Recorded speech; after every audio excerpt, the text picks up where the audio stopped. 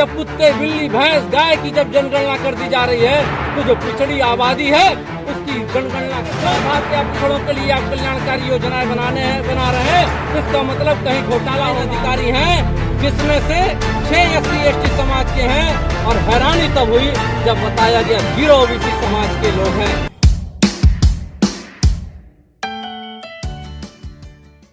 दिनांक 8 अक्टूबर 2023 को चौरी चौरा की क्रांतिकारी ऐतिहासिक धरती पर एक बहुत बड़ा पिछड़े समाज का आयोजन होने जा रहा है जो राष्ट्रीय स्तरीय है, जिसका नाम समाज ने जो रखा है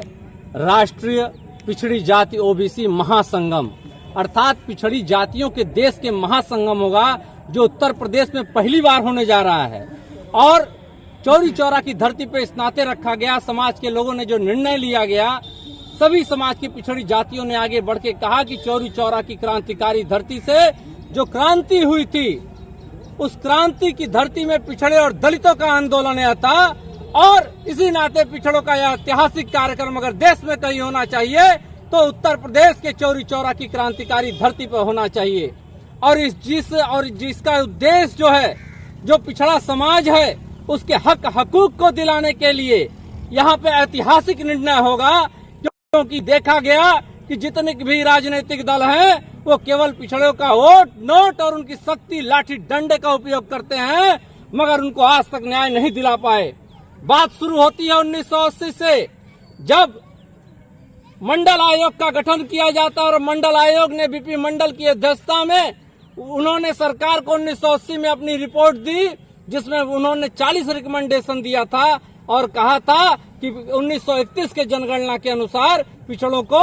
52% का आरक्षण मिलना चाहिए। ये देखिए दुर्भाग्य कि 10 साल के बाद 1990 में जाके वीपी सिंह की सरकार ने 7 अगस्त को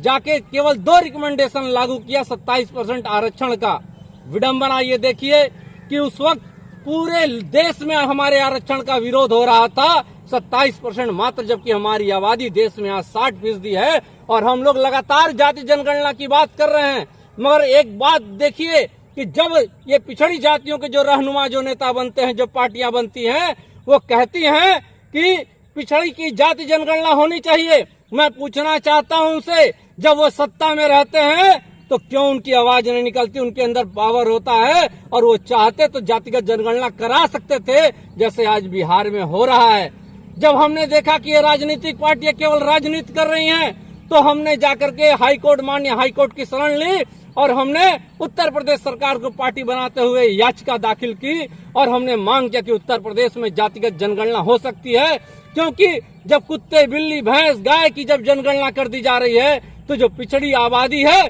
उसकी जनगणना क्यों नहीं? किस तरीके से आधार पे आप पिछड़ों के लिए आप कल्याणकारी योजनाएं बना रहे हैं? इसका मतलब कहीं घोटाला हो रहा है। हमने जब भारत सरकार के 76 डिपार्टमेंट में RTI किया, जिसमें से जब हमने सुप्रीम कोर्ट में पूछा तो सुप्रीम कोर्ट में मात्र 1 OBC का न्यायाधीश होता है, और जब हमने सेंट्रल सेक्रेटेरिएट में पूछा RTI के माध्यम से कि बताइए ग्रुप A में कितने अधिकारी कर्मचारी हैं, तो जहां से पूरे देश की योजनाएं बनती हैं, इम्प्लीमेंट होती हैं, तो बताया गया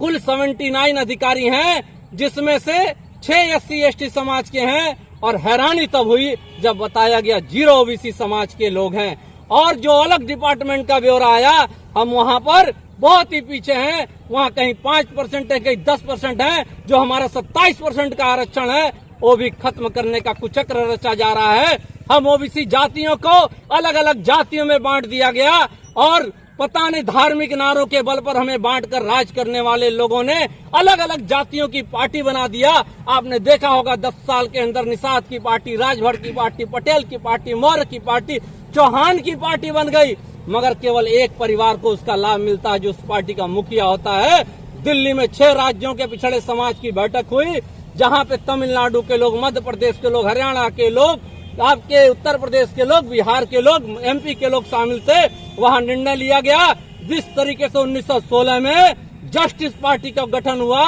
और उसी तरीके से जो आज की वो DMK है जो लगातार तमिलनाडु में राज करने का काम कर रही है, हम पिछड़े समाज के भी लोग अपनी एक पार्टी का क्यों न गठन करें, अपने संगठन का गठन करें, जिसमें केवल और केवल पिछड़ों की बात होगी, उनके अधिकारों के लिए लड़ाई होगी। क्योंकि ये सारी की सारी राजनीतिक पार्टियां दुर्भावनावश काम कर रही है, अपने व्यक्तिगत सत्ता के लोभ में है। मगर हम लोगों ने संकल्प लिया कि 6 राज्यों के लोगों ने संकल्प लिया कि चौरी चौरा की ऐतिहासिक धरती पर दिनांक 8 अक्टूबर को